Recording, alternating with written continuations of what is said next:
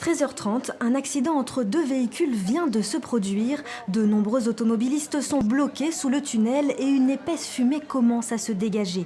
Ce scénario catastrophe se veut le plus réaliste possible pour tester le travail des secours, mais aussi le fonctionnement de toute une chaîne, depuis le moment de l'alerte jusqu'à la gestion de la communication de crise. Le temps à pied pour sortir du tunnel, c'est 10 minutes. La fumée, en moins de 10 minutes, elle tue.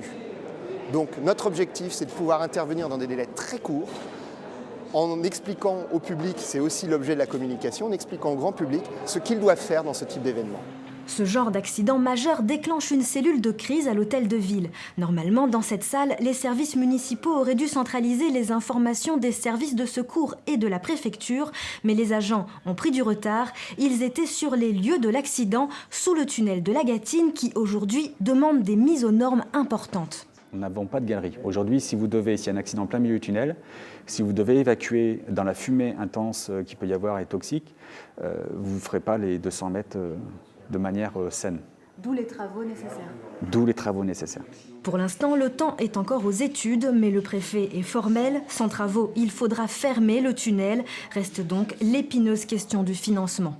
Je vous rassure, nous travaillons très positivement, et c'est vraiment une réalité, avec les services.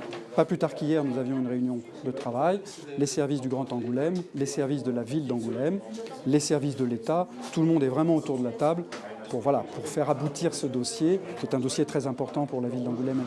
Rendez-vous dans quelques mois pour en savoir plus sur l'avenir du tunnel de la Gâtine et dans une quinzaine de jours pour le bilan de cet exercice de sécurité grandeur nature.